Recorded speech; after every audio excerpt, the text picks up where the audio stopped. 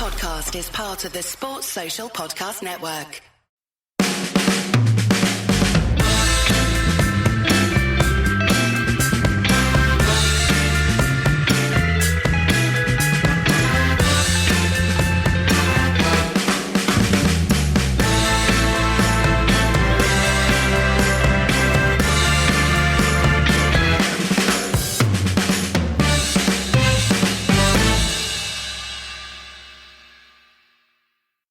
Here for the weekend pod with Wayne. How are you doing?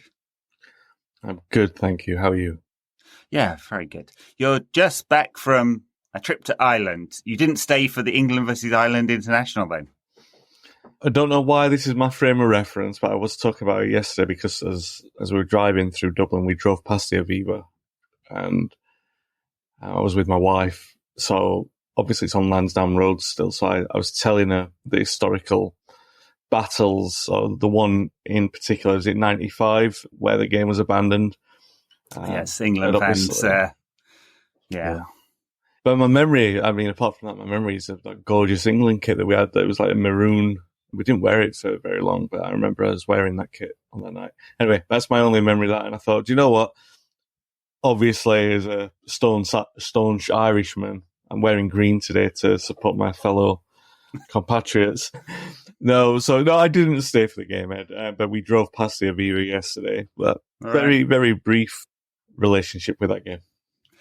Yeah, England's first victory in Ireland since 1964, apparently.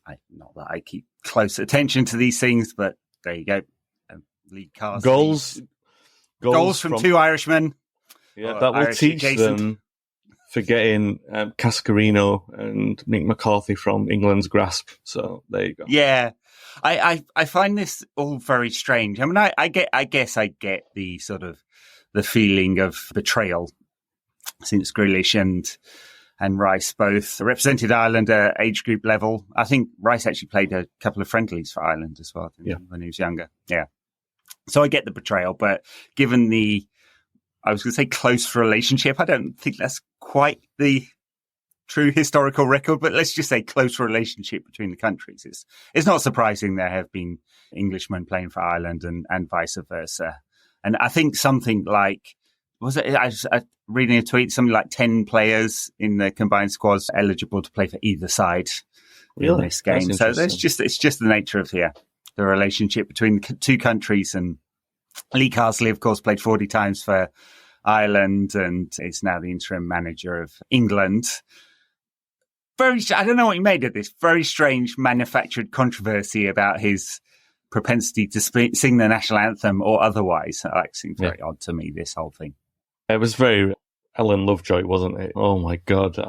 I remember we used to have this in the past. I mean, it was very much around the foreign manager thing, in Ericsson, because there was a resistance set for a long time. Yeah. So the pearl clutching sort of nonsense that went on around that. And this is not a million miles away from it, because who cares? Really, who cares? Some people care. Apparently some people care, yeah. But is it enough to sort of like say that, look, Lee Carsley shouldn't be getting the England men's national football team job for all manner of reasons, last of which is that he won't sing the bloody song. It did make me think, though.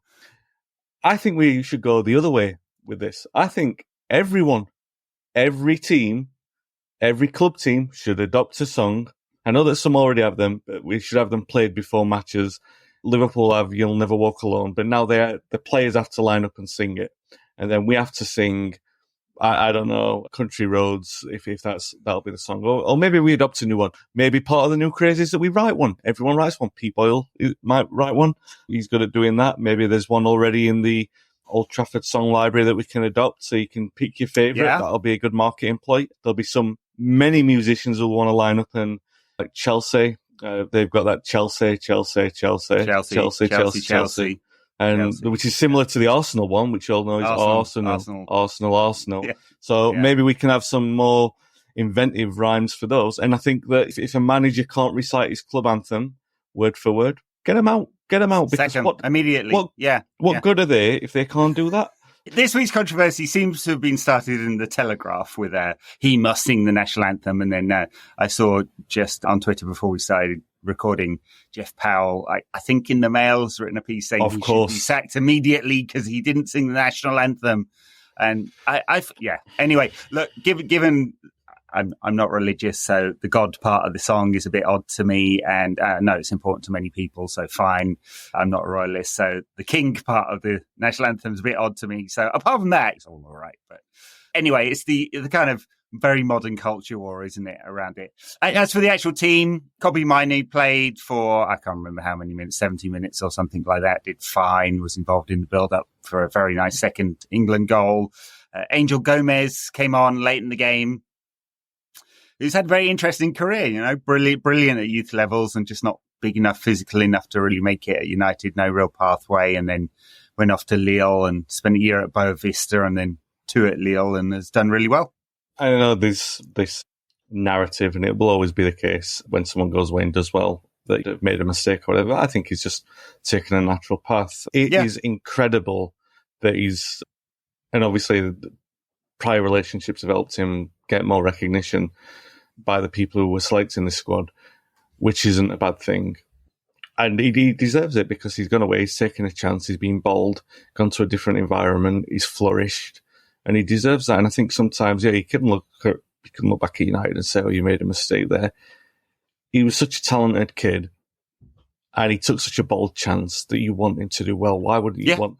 It doesn't have to be a straight string that attaches it to United and say, oh, it's a mistake. I mean, sometimes you just look at it and you say, good on you, kid, because that is an incredible achievement that you've done, and it was to see him come on today. So, it's probably, for me, I know Mainoo played all right, but the highlight was that, because that's another name that goes on the graduate wall of the international list for United.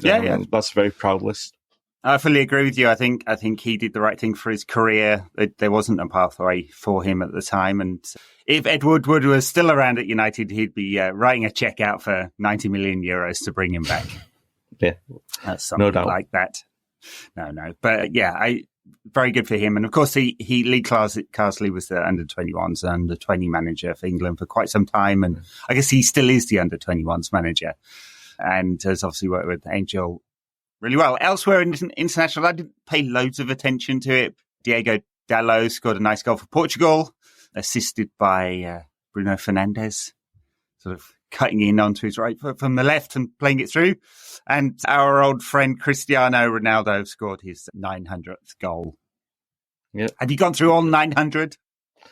No, but some clever saps have spent their time putting those together for the YouTube compilations. And I did look at one, and it was 45 minutes long.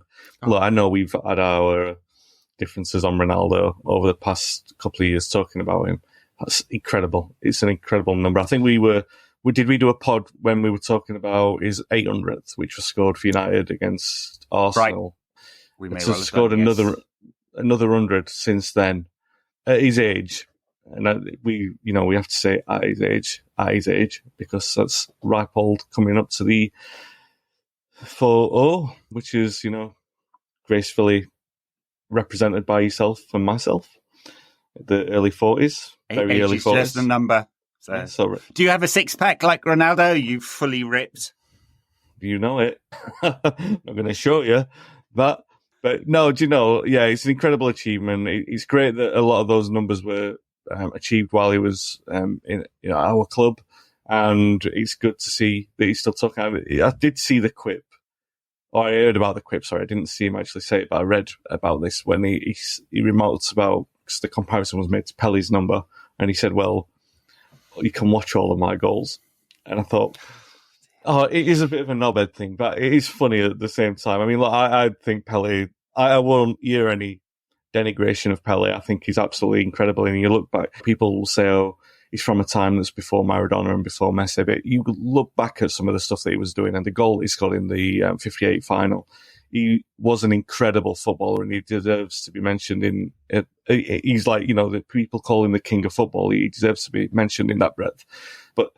And it is a bit of a knobhead move to sort of be so callously disrespectful of Pele. But then part of his weird charm, Ronaldo. Charm, for want of a better phrase. Charm, yeah. He was interviewed recently, and maybe it's in the same interview, where it took him about 3 seconds to move on from questions that were related to today's performances and what he'd seen in Saudi Arabia and stuff like that, to start talking about his record. He seems very obsessed with it, which I guess is not a surprise. He is a narcissist, and I guess to some respect many footballers are, because they have to be so confident about themselves, don't they? Yeah.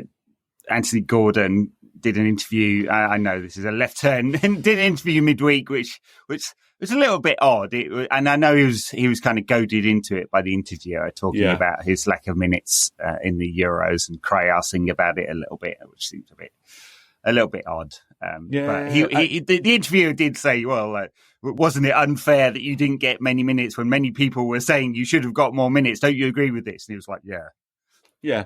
I mean, to your first point, you do, for Ronaldo to have achieved what he's achieved, especially that sort of, let's say the last 2 years, and there are achievements in there, obviously. Let's say 3 years, let's say since he came back to United, to hit those numbers, to get the sort of Champions League record, which Messi won't reach, and then the other numbers, what he's not adding on top. He couldn't have done that without the narcissism. It's impossible that he would have done that without it, so it's a requisite for that.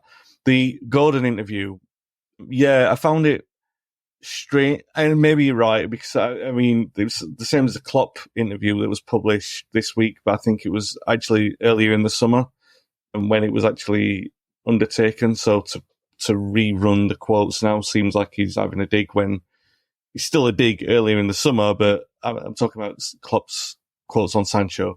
What I mean is the context of the interview. You've always got to take that into consideration. And I'm as guilty as anyone of not doing that before I comment. I usually do comment and then go, oh yeah, maybe not. But it did feel quite entitled, didn't it? You would guess a stock answer for a player at an international tournament, even if they were unhappy with the manner in which that they were used at that tournament.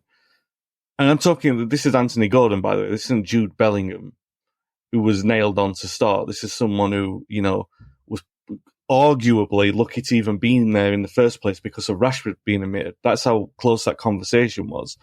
To have this kind of entitlement about that he should have been playing more minutes. And all right, he did all right, but he's not a cast iron certainty to play in that position or anywhere in the England team. He's a good player with good numbers, and he can make a difference, but he's not. There's only Jude Bellingham. Well, there are a couple of players in there that you'd say are undroppable. He's not one of them. So to have this entitlement that he should have been dominating the England starting positions at a major tournament is laughable. And I do think it doesn't do him any favours or anyone any favours in football when interviewers are not being, when they're being disingenuous, when they're doing it for their own purpose and they're not helping the player out. But that's part of today's environment, right? If they walk into that, they walk into it. It is, yeah. Sorry for the left turn from Ronaldo to Anthony Gordon, but Ronaldo, I guess 900 goals is a major achievement. I don't know how many have come in Saudi Arabian football, which is about League 2 standard these days. So I think we should discount those. And he's got about 75 of them against Liechtenstein in the Nations League Group D or whatever. So yes. Anyway, good for him. I didn't see too many other standout internationals. I can't remember. Did any other United players play? Didn't see it. Well, Italy beat France. I don't think we had any players in that one. But what a goal by the! It's quite some oh result, my god! I've not. Yeah, who scored the goal? Because I didn't see who scored it. I just watched a video of it. I love something that's as clean as that. 3 very beautiful touches, and the finish was so crisp. You rarely get to see something in football where it flows so beautifully and the finish is so sweet. Oh god, I loved it. I loved it so much. Not enough to know who scored it. But, No, I just saw it on Twitter as well. So, I didn't pay attention to who actually scored that one. But San Marino, we haven't mentioned San Marino won their first competitive game for 20 years. Against, they didn't score 75 goals against them like Ronaldo, but Liechtenstein were unfortunately the cannon fodder for that. And while... Have you been to San Marino or Liechtenstein? No, I'm sure they're beautiful places. But while Ronaldo was scoring his 900th career goal, Wayne Rooney was netting the first of his post-career tally, which made number 900 on the testimonial route circuit, I should say, scoring that absolutely beautiful free kick against Celtic. Yes, it was very nice. He waddled up and struck it very sweetly. His first goal for United was a free kick, wasn't it? Against Fenerbahce. Nope. Was that the third goal? That was the third goal. Yeah. Sorry. Yeah. Sorry, I'm here to be very, very obscure with all my references. I do literally your job, Wayne. So, yeah. So, I'm here to say, no. That was his third goal, Ed. As well, you should know. Yes. Well, I'm glad you corrected me. I'd have had several DMs about that one. Otherwise, yes. Not exactly looking trim these days, Wayne, but now. Rooney, that is Rooney. Listen. You commented on my 6-pack earlier, and I've definitely got more in common with the athletic tones of Wayne Rooney than I have Cristiano Ronaldo. Of which, I'm not complaining. It's par for the course for us early 40s. Like I said, yeah, that's the normal. Maybe not. You might have thought that Rooney's raced into that position quite enthusiastically. Yeah. Waddled, you might say. I think that's a little harsh. I thought you meant Chris waddled because he sometimes scored a good free kick. He did. But yeah, it was a great shot. And I love that kind of thing about, it's so stupid because I'm one of the weird ones who like watching the half-time penalty shootouts with the kids. And there was a little bit of that because sometimes you don't know, like a kid can hit an absolute peach of a shot. They'll fly in the top corner. Yeah. And often Fred the Red will save the good shots and let the crap ones in. And he did have like an element of that, but I do, on the old romantic. There's a great line. One of my favourite Old Trafford quotes is from Matt Busby. And when he was watching, have I mentioned it? I must have mentioned it on this podcast before. Before there was a pre-match testimonial United played Ireland 1991. Was a Busby testimonial, and before that match they played a 6-a-side. They made the pitch shorter, and it was the 68 team against a City Legends team, and it was George Best's last game at Old Trafford, and he scored a tapping goal. And Bobby Charlton, Bill Foulkes, Dennis Lowe were all playing, and Busby said something like, "My mind was out in space, my mind was out on the pitch, waltzing with my heart." It's much better than, much more poetic than that. And I just like the idea that every now and then you get a talent going up to replicate his third goal for the club, but his first post-career goal for the club, and who knows how many could follow from that, and maybe another 900.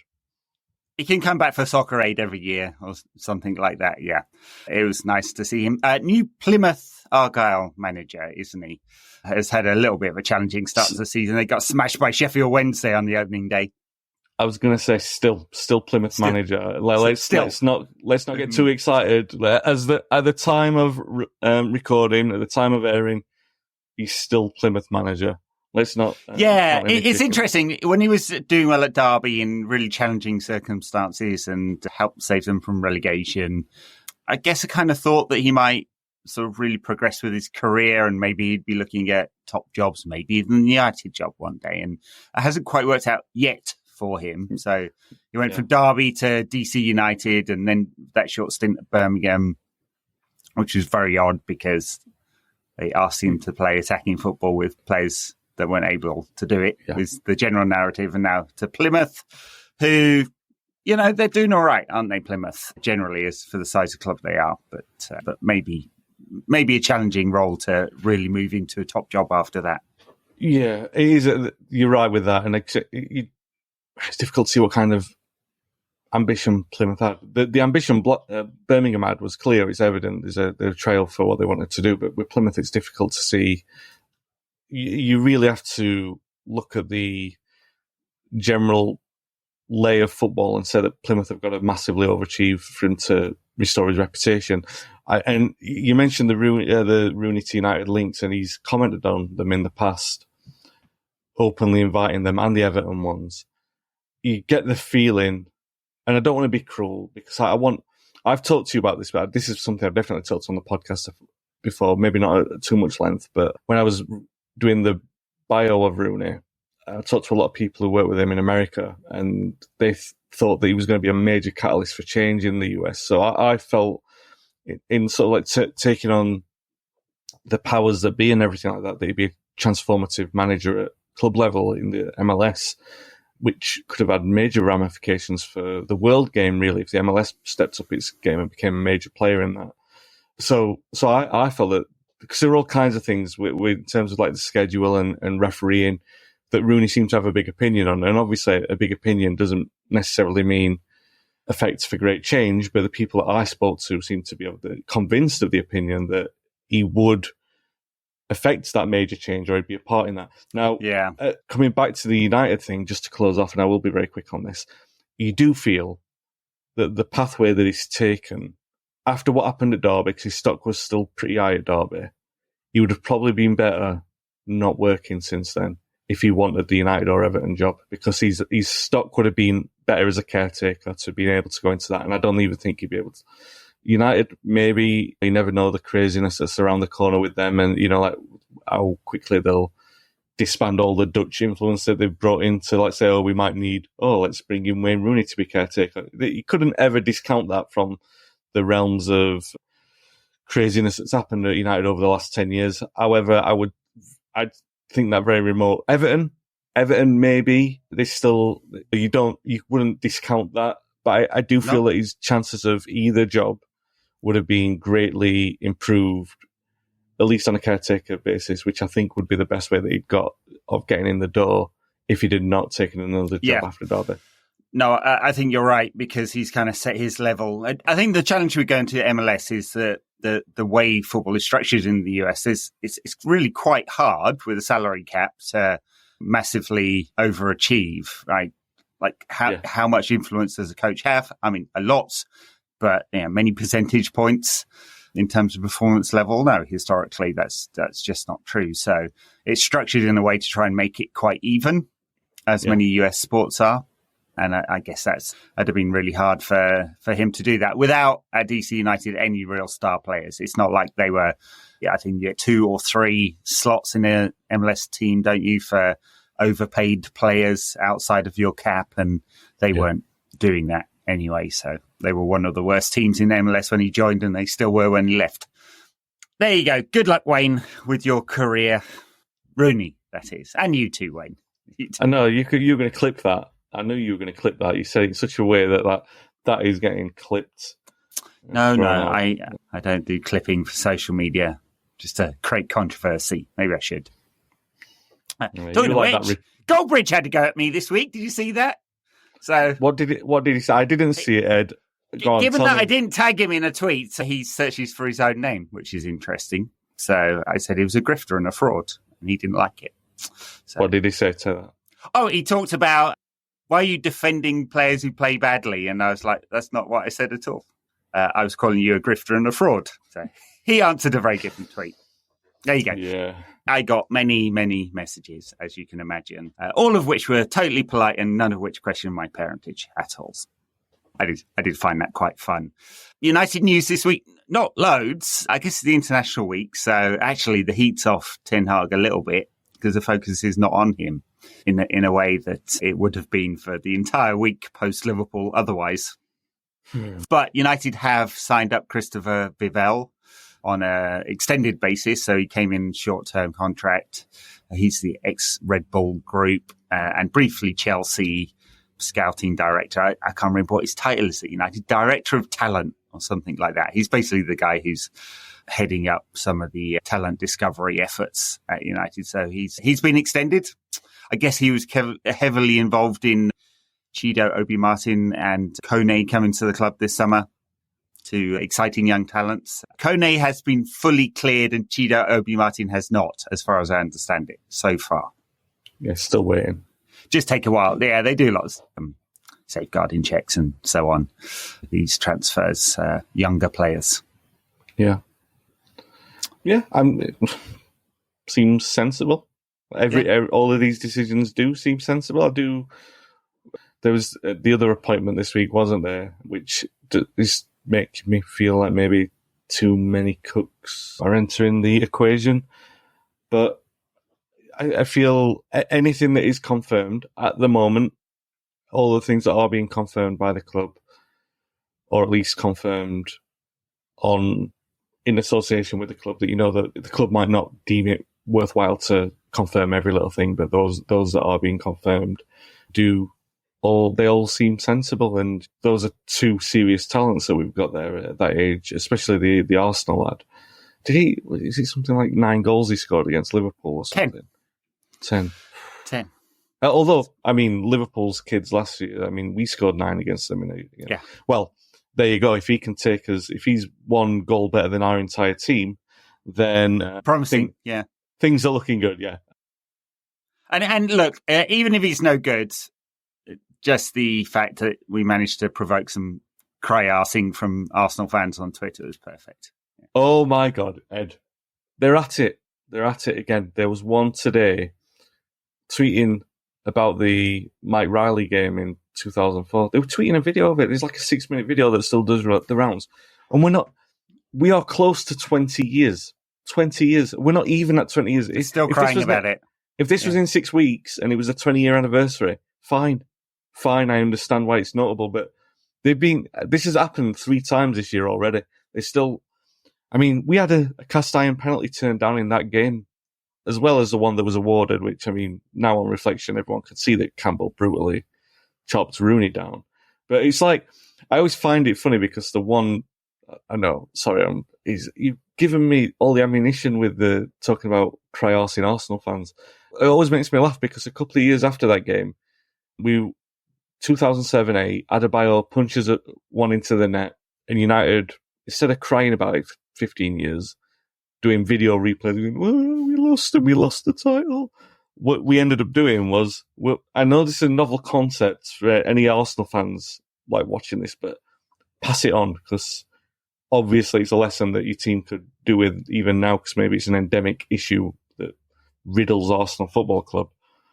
What we did, players pulled up the sleeves, can't pronounce that very cleverly. They rolled up their sleeves. They got on with winning the game of football. They won the game of football, and they won the title. Wow. That's what happened. Well, they didn't cry about it for 20 years. They didn't blame Mike Riley. They didn't, and I don't even know how has this happened, that Arsenal fans believe that they believe, Ed, they believe that there is a conspiracy, a refereeing conspiracy against Arsenal. To what end? To what end? Is there a conspiracy against Arsenal? What do we achieve with this conspiracy against Arsenal? I think it's great. I love it all. I love it all. The 6-minute compilations with some Europop and a few pieces of refereeing that they believe went against them. Clearly Rio Ferdinand in that game, it was shoulder to shoulder. He didn't for a moment take out the player. I don't know what they're crying about. Yeah, I love it. It's brilliant. It's brilliant. We did talk for many years, Paul and I, on this here pod about the Gilluminati. So David Gill, pulling the strings. I like to see that Jean-Claude Blanc from Ineos Sport, he was the interim CEO at United, of course, before Omar Barada started, has been appointed to the Euro Club Board. So when United get good again, we can say, we've been pulling the strings. I don't know how that would help us pull the strings, but we can point to it. But they already say it now, don't they? They were like, oh, typical. What? How does that possibly serve us? There's about 900 people on the European Club Association board. Yeah. Yeah. And you did see the Europa League draw, right? We've not been... We are in the Europa League, guys. Nobody's putting us anywhere that we don't deserve to be. Sneakily adding us into the Champions League. Should have done that, actually. We should have programmed the AI. Like that guy before the England-Ireland game, sneaked onto the end of the England team. I'll try to, anyway. Carl Power, like I said No Carl Power, yeah. All right. I think... You know what? I think that's about it for United news. There was I was going to bring up the Athletic piece that was talking about apparently Jason Wilcox and overseen by Jim Ratcliffe are looking carefully at Eric Ten Hag's game model to look for improvements. Jason Wilcox, fine. That is literally his job. He's the technical director. I do like the implication, insinuation, implied idea that Jim Ratcliffe is deeply studying the tactics videos and going, don't like Eric Ten Hag's game model. He really should have a higher press with the lower. Yeah. I have one United bit of news. I'll tell you just before. It's not really United, but it is. It's not really associated with the club per se, but it is. David Peace, the acclaimed sports fiction novelist who wrote The Damned United and obviously other works, but that's the one that most people remember his legacy for so far. He has written a book titled Munich's. I wasn't actually aware of this until it came out. I think it came out last week. I wasn't aware of it until maybe about 10 or 11 days ago when one of my friends, my best mates, was at the launch of that book somewhere in London and picked up the book. He was flicking through the bibliography and my books, a couple of my books mentioned in the back. So he, in this Q&A, this launch event, there was a Q&A after, and he mentioned, he sort of stood up and mentioned my name. So David. Oh, this is why you bring it up. Yeah. Back to Ronaldo. It's like, it's all about me, isn't it, Wayne? No. What I'm actually, look, I'm going to do a rare thing here, because I will quite gladly hulk my books on this podcast. Yeah, but the point is that I haven't read all of it. I've only read the opening part of it, and I think once you get past the part, first of all, the title, he's already explained, because Munich's is a very provocative title, because obviously anyone listening to this will know that that's the derogative term that people use against United, Liverpool, and mostly Leeds fans use it against fans, United. Liverpool like to call us the scum. I think that's their favourite. So and we get rags from City as well. Rags from City. Usually, a lot of. I mean, there are some, not just Leeds. It's not just Leeds, but Leeds are the main ones who use that. It's pejorative. It's meant to insult and blah blah blah blah blah. So it's a very provocative title. But I think if you give it a chance and read the disclaimers, I think there's something in Red News. But I think it's taken from the back of the book where David actually speaks about wanting. I think this is ambitious. Honestly, he's saying that United fans should reclaim that, and I think, this is football banter. This isn't historical racial slurs or anything like that. So. But I think in terms of an artistic license, I think it's very powerful to do that.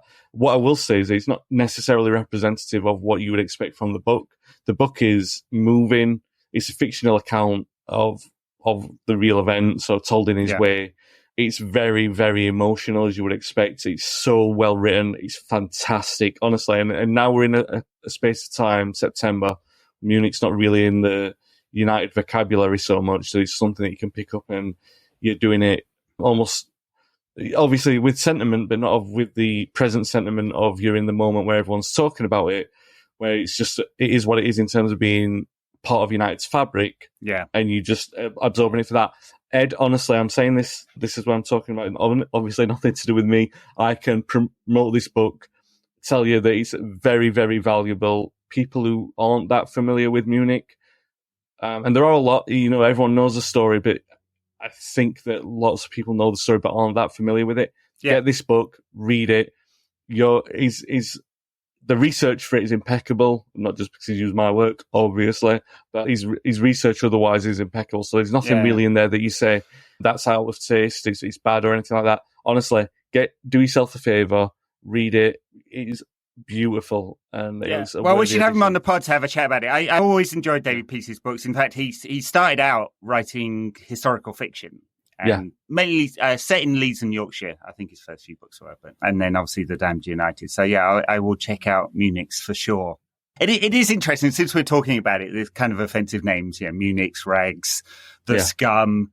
I tweeted out, I used the word dippers to describe Liverpool fans the other day on Twitter. And of course that has connotations of working class poverty and people dipping into bins and so on. I had someone, I will not name them, but dropped into my inbox and said, he said, you shouldn't use this. I mean, it's unsavory and it's not nice banter. It's not funny banter, calling them dippers or us Rags, Scum and Munich's. Munich's is a bit more edgy, I think, than the rest of them.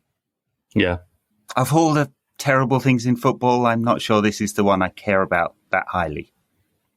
No, yeah. And like I said, I do think it's a little bit ambitious that he's talking about United fans reclaiming it. I'm not completely sure about that. But I do feel... I think that'd be really hard, honestly. I mean, there's words which I will not use that have been reclaimed by certain groups, right? Exactly, whether it's about sexuality or race. This one would be really hard for us to kind of adopt. I don't think, and you wouldn't want to, really. I think, like, United are quite comfortable with that. I think, like, if it's you understand Warriors for Justice and things like that, and the deep reasons for it. I don't think United fans are that unsettled by it that they need to do that. I think it is what it is, and it represents what it represents. But I like from a creative standpoint, I like the provocation that he's doing that, because I always like pushing the boundary a little bit, because it does at least remind you that it is just a word, right? And the object of that word can't be offensive in and of itself. So what it represents in how someone's using that word, obviously the other things that you're talking about there are very different in terms of they've got deeper political connotations. This is a word related to an event, and it really just shows the idiocy of the person that's using it. And City fans have used it in the past in complete ignorance of the fact that one of their own died. Same with Leeds. Exactly, yeah. So they just... Anyway, but I will say, just to repeat the point, it will be anyone listening to or watching this, get a copy of it, because it will be valuable in terms of like your understanding of Munich. Excellent. And also putting it in your library, because Amazon affiliate links in the... No, I'm kidding. All right, we're gonna move on. We've got a few questions. I did put out a call for questions, and normally I get like 50 to 100 of them, and I'm swamped. And I think I put it out in the middle of the night, UK time. No, what you did no was one answered it. What did I do? You said Wayne is going to be on the show, and they'll know. Like, I just did like a mini segue that was 11 minutes probably, talking about something that I just wanted to say, buy the bloody book because it's beautiful. Now, that's what's going to happen with every single question, and we don't have all night. So we're going to be rapid. All right. Let's segue from talking about the Scousers to friend of the pod, Chris Etchingham, who's an honorary Scouser. If Ten Hag was sacked now, would you take Fergie back if he offered to do the job? Well, I understand it. He might not really be in the state of health that would allow him to do that right now. But would we take prime Fergie back in a heartbeat? Fergie back? That's not the question, Ed. Prime. It's not the question. Would he do it on an interim basis? I don't think he would. No. Having seen the chaos at United for the last 10 years, he's never offered to do that. So I think he's enjoying his retirement and probably should stay in the director's box. Prime Fergie, if I could get a time machine, go back 20 years and grab him and bring him back. Yeah. Obviously, I would run Ten Hag over with whatever vehicle I had at the time. Well, that little bit extreme. I mean, you can just do one without doing the other. But yeah, I mean, it's like that Simpsons episode, like where Homer steals all Flanders' flowers, and Flanders goes, "Did you have to salt the earth so nothing would ever grow again?" Yeah. Homer's like, "Yeah, I did." So yeah, we don't have to get the steamroller out.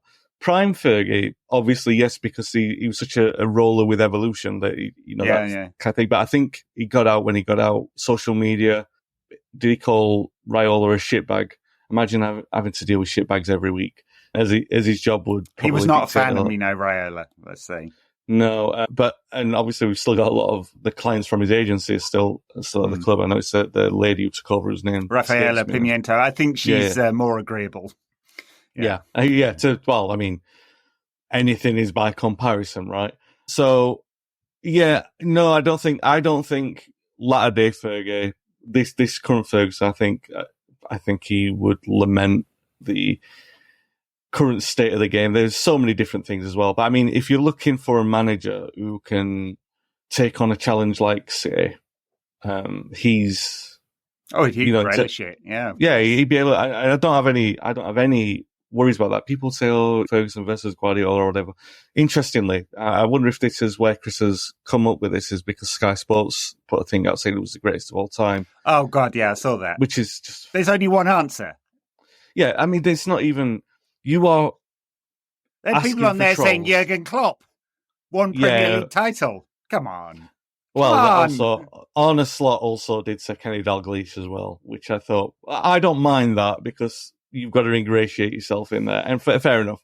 But he also only had one Premier League title. He obviously won it, the old First Division with Liverpool as well. So. Yeah, well, he won one with Blackburn. 95, one Premier League. Yeah, so you could say Ranieri as well if we're going down that route. Look, for years we lived with this with Wenger, Wenger's the best. Reinvented football, didn't he? Yeah, all that stuff. Even though Ferguson had already done a lot of the stuff that he'd done, and then Mourinho. I think the Mourinho of Chelsea is a very good model of basically what Klopp did against Guardiola. That he created a team like what Ferguson did. But I think Ferguson obviously created a much better system for long-term success against that kind of rival. I think a younger, hungry, more capable to roll with these modern changes of United, less tired of what football had become.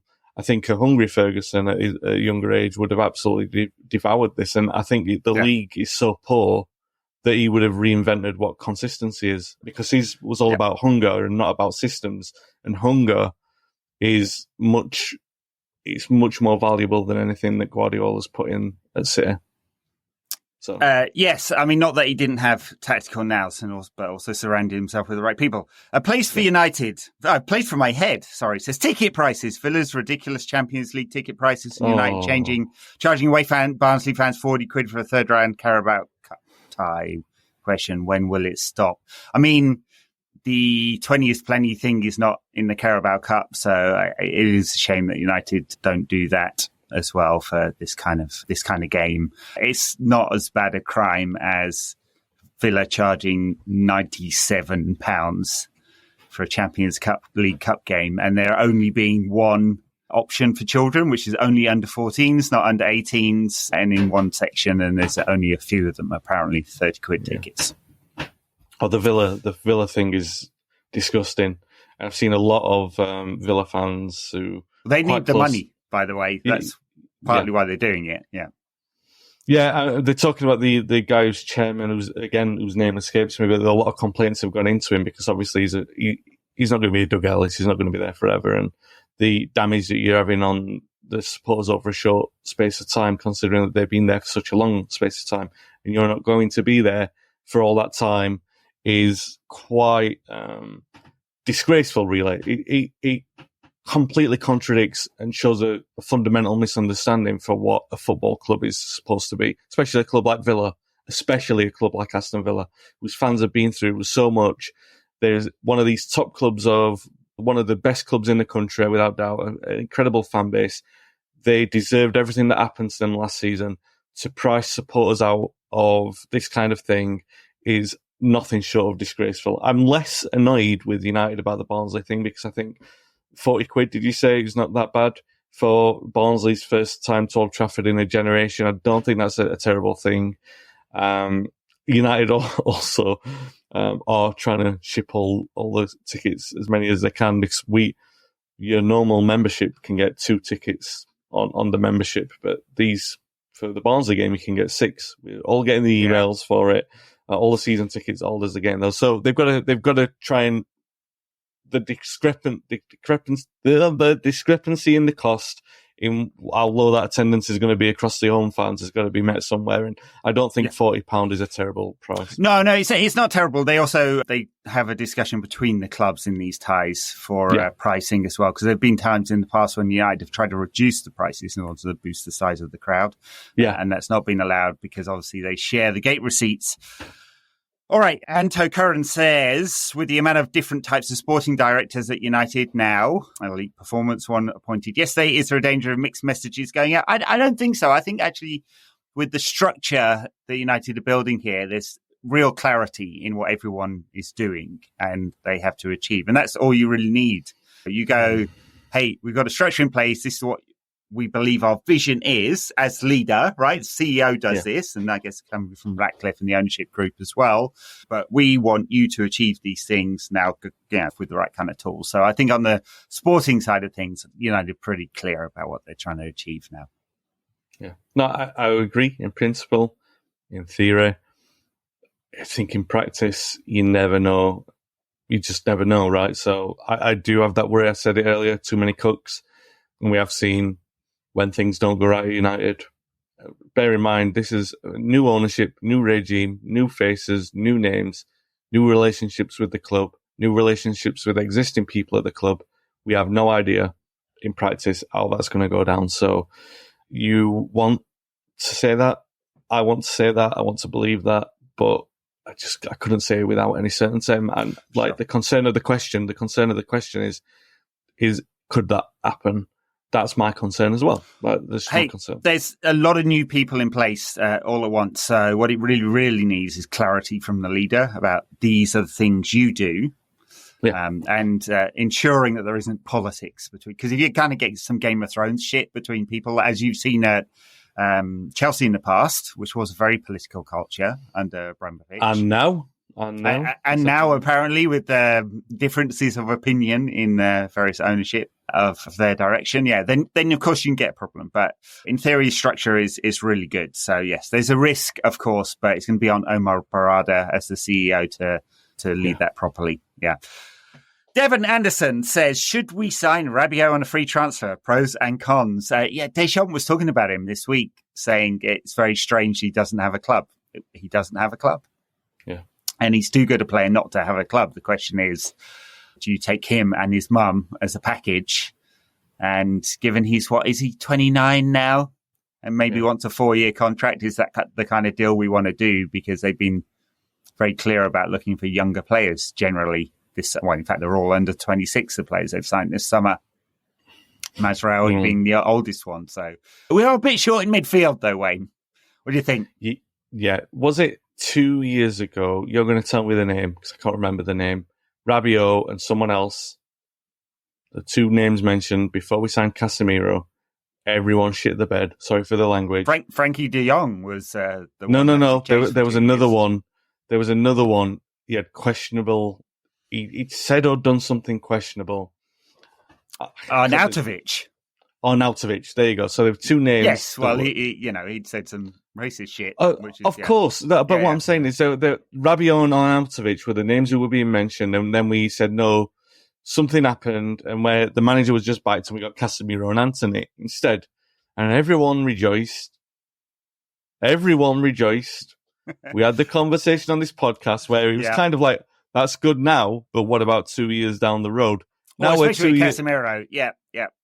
Well, we had that conversation. We said, all right, well, short term, this sounds like a really good plan. Long term, we don't know. But we said, well, let's revisit the conversation. Maybe we said that. I'm guessing that we did. Now we are here 2 years later, and we are talking about getting one of those players who we all shit the bed about 2 years ago to come back in and replace the player that we got at the time, which he seems. But I'm not 100% against that, apart from the fact that his mummy is involved. a bit challenging, yeah. I think if he was on a 2-year contract, it'd be fine, but he'd be wanting a 4 or 5 year contract, which I just doesn't make any sense. I'm still waiting for Wesley Sneijder to get that deal done. Lethal Mo says, safe NQAT pod. My question is, do you think Michael Carrick is still getting our first team, bro? Bruh. Do you think? No, he couldn't, is the answer. If we're being very, very clinical about this. He could not, but this is from the charity game course. We had another question, actually, from friend of the pod, Tarek Amir, who said, if you had to pick 5 players from any era to go into a penalty shootout, who would you choose? Related to the fact that they had some spot kicks today, didn't they? 5 penalty takers. I would pick Cantona. I would pick Irwin. I would pick Bruno. I can't really give you. I'd pick. How many penalties did Robson take in the 80s? Quite a few, I think. Yeah. We're saying any era. I'm going to pick Robson just because. Because he's Robson. Because he's Brian Robson. Yeah. I can't really give you one from the 70s. How many did Dennis Law score in the 60s for United? Oh, Bobby Charlton with some net breakers.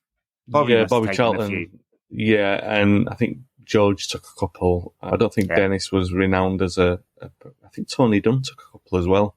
Yeah, maybe I've only got 4 there. Who would you have outside of the ones I picked? Irwin, Cantona, they're the obvious 2. Rude. Yeah. He never really did miss that one against Arsenal. Since bring it around back But to then he did score that one against Arsenal as well. Yeah. So that, could you hold that against him? That was his. I'm not holding him against him. That was his bloody redemption arc. The hell, Ed, you've really gone down in my estimations with that. So that's 3. You haven't. Alex Stepney, because he scored a couple. He scored 2 out of 3 in the 70s. If you wanted to That's get me for an obscure, obviously, yeah. So those 4, and I'll go Bruno as well. Why not? He's got a pretty good record. Oh, Steve Bruce. Oh, he had a great record. Yeah. The Rhino run up to the, if you want to watch a kid taking a penalty, the way sort of run round and run up to the ball and head down and everything and then blast it in. And it was a great record as well from the spot. Yeah, Bruce is your man. If Stepney he scored can't over 20 take goals one year. I think about half of them were penalties, including some big ones. Yeah. Well, there you go. I think that's pretty good. That's a pretty good selection. Oh, can I one story on that? You've got to let me have my story in. Do you know the day before the cup final, 94? They were practicing penalties at the team hotel. Cantona, it's not common knowledge, but Cantona had a sciatic nerve problem going into that game. So much so that they were thinking he wasn't going to start. So much so, in fact, that at half-time, Ferguson had toyed with the idea of bringing him off. Cantona had been practicing the penalties before, but he was showing team hotel, he's taking the penalties, but his back's giving out on him. Bruce went up to him and he went, "Don't worry, Eric. If we get a penalty on Saturday, I'll take it." And I think he was probably the only man praying that Cantona would "Oh, my back's not feeling it." But then he scores the penalty. And this is perfect Cantona, right? To be fair, those 2 penalties, he does seem to be quite leaning back. If you remember, it looks like he's leaning back. So he actually does look like he's quite in pain. But Cantona, whenever you saw him play, he was always straight.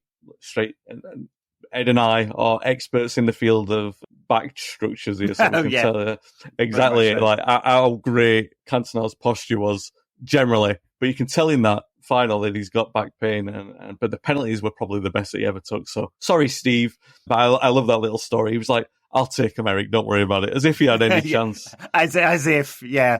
Perfect. Yeah. 1994. What a team. Yeah. All right. Last couple, and we better leave it. How does the back 4 look with Yoro and Shaw returning? Well, look, the attacking, by the way, Diego Dallo, one of the most improved players at United, had a very good season last season, started this season well, but to have a left-footed overlapping fullback in United's system with high fullbacks, and especially to free up Marcus Rashford, I think Shaw would be pretty transformative. Yeah. Touchwood, he can play some games this season. And Yoro, I mean, we're in no desperate rush, right? We actually have quite a few centre-backs at the moment. But I'm looking forward to his recovery pace and ability to eat up ground with those ridiculously long legs. I do think does help United have a high starting defensive line and be able to compress space. And especially with Ten Hag, who likes his back 4 to retreat quite quickly, he can do that. So I think they'll both be excellent in theory, especially Shaw, though. Yeah, no, I agree with you. One little point on Shaw, try and make it as very quick as possible. Shaw, my only concern with the link with Rashford is I feel like Ten Hag's almost at a crossroads with Rashford. He's been poor so far this season. I don't think he was as poor as many made out against Liverpool. Two great chances. I mean, that's pretty good. Yeah. But he was generally poor. I think if Shaw comes back, it pushes that decision down the road. Generally speaking, accepting that United aren't going to challenge for a title this season, that it's Marcus's pretty much his last chance, I would think, at really cementing his legacy going forward in terms of you're going to be a permanent star of the club moving forward. I think this is his last chance to do that. In tandem with Shaw, that's the best way that it's going to happen. So, and we want to see that. I just worry that because we're at that crossroads, maybe it gives a player more of a chance than what he might frustrate another players. What I'm trying to get to really, like Garnacho, Ahmad. Are we hurting ourselves in the short term and long term by trying to give more of a chance to a player in the short term when we know that really that's not going to work out? That's my only worry, even though the balance of the side. Yeah, I don't know that I don't know that I'm at the point where I know that it's not going to work out with Rashford. I mean, we are only just over a year away from him having past him having a fantastic 30-goal season. So I think the problems with him are partly mental, aren't they? You know, confidence. Yeah. You can see it where he won't attack players, but a lot game model as well. He's how very modern. He is asked to stay very, very wide at the moment. So he's not in the positions on the pitch where I think he would be most dangerous. Yeah. Maybe I'm being honest. And then with Garnacho, I don't care where he plays in the front, right, left. I don't think it matters with him. He's a big moments player, and I think he'll produce those wherever he is. Ahmad, is he going to be a top player? Maybe. Who knows? Don't know yet, but I do like a lot of what I see with him. But I'm not looking at him going, yeah, he's obviously an elite player, and obviously he should be in the side, and obviously he'd be in a title-winning United side. So I'm not there yet with him. All right, we're final. I know these are all sort of all over the place, these questions, but final question. Fergie time, 99. What a handle that is. Says best goalkeeper in order between Schmeichel, Van der Sar, and De Gea. It's challenging one, isn't it? Do we have to only have those three? Yeah, well, it's obviously a very modern question because he's not asking you about Chris Woods or Gary Bailey or Chris Turner. Sorry, not Chris Woods, Chris Turner. Or Gary Bailey or Massimo Taibbi or Alex Stepney or... Yeah, but Tim Howard. Tim Howard. I'm just going to name goalkeepers. You're just going to... Well, one that you didn't mention, who I do feel deserves a mention, is Harry Gregg. And the reason why he deserves a mention is I think it gets forgotten because he was a hero of Munich, and that rightly, in a way, becomes all that he is to so many different people. He was the best goalkeeper. He was voted best goalkeeper in the world at that year's World Cup, 1958 World Cup, which also included Lev Yashin, who before Schmeichel was pretty much regarded as the best goalkeeper that ever lived.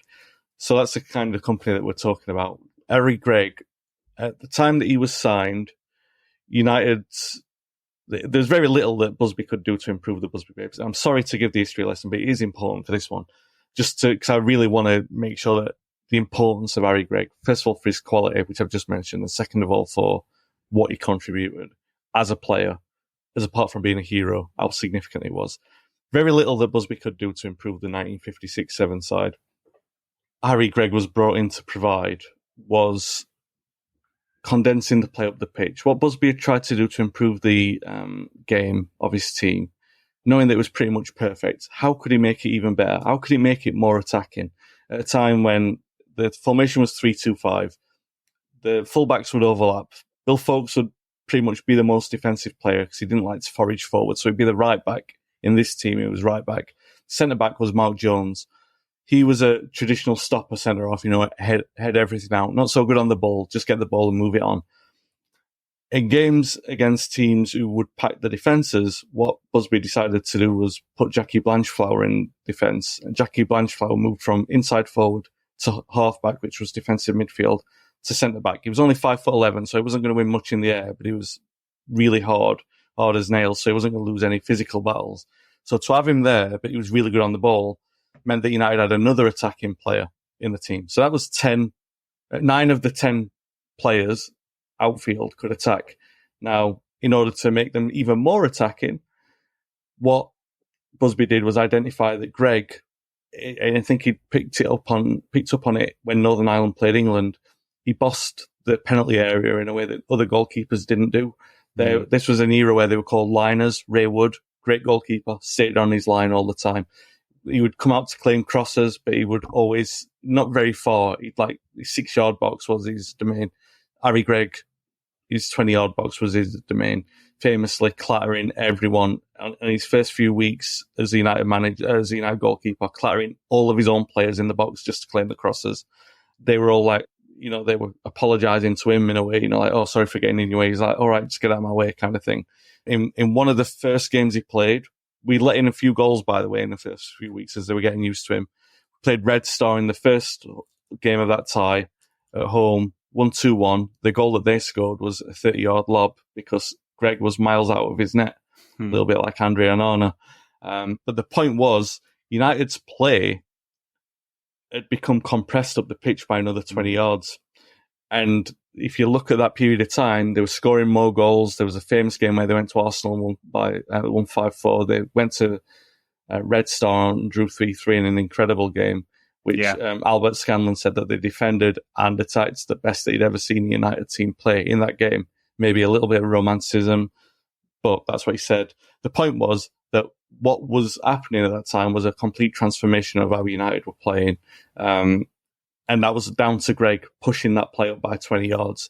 So in terms of transformational goalkeepers and quality, he deserves to be mentioned. And it is one of the, like everyone talks about Steve Bruce never getting an England cap. You would scarcely believe that Harry Gregg was at the club up until 1967 and didn't win a single winner's medal because of injuries that he'd sustained, shoulder injuries and a broken skull. Yeah.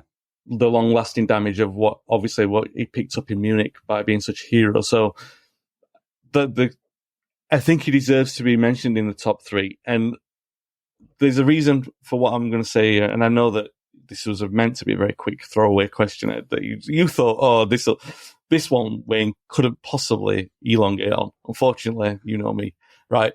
So very quickly, as much as I can, Busby came out with a great line, and you'll remember the antidote to this line, which was Mourinho said, poets don't win football matches.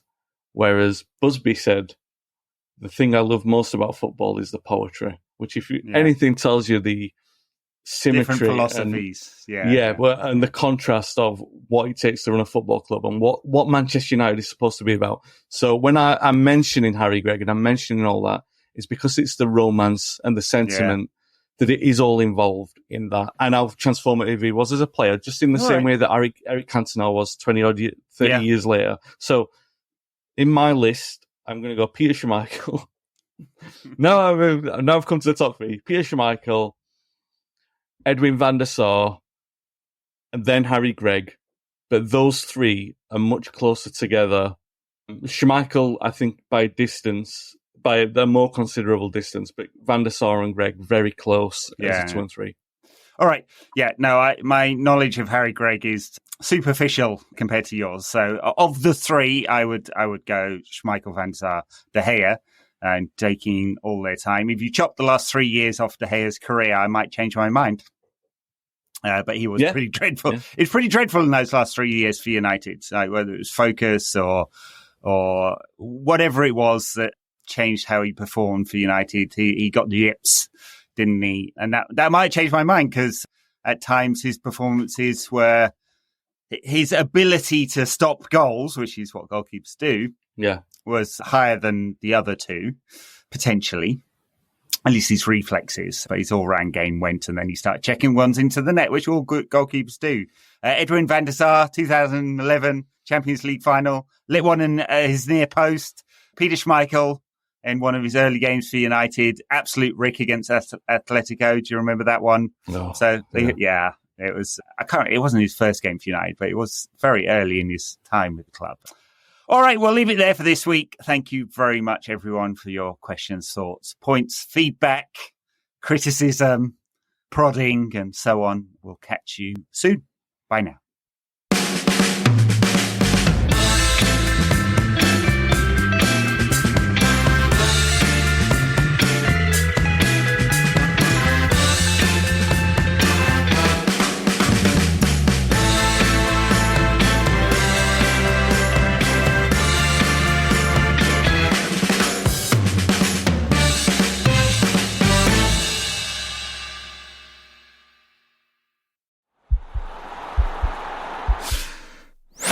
This podcast is part of the Sports Social Podcast Network.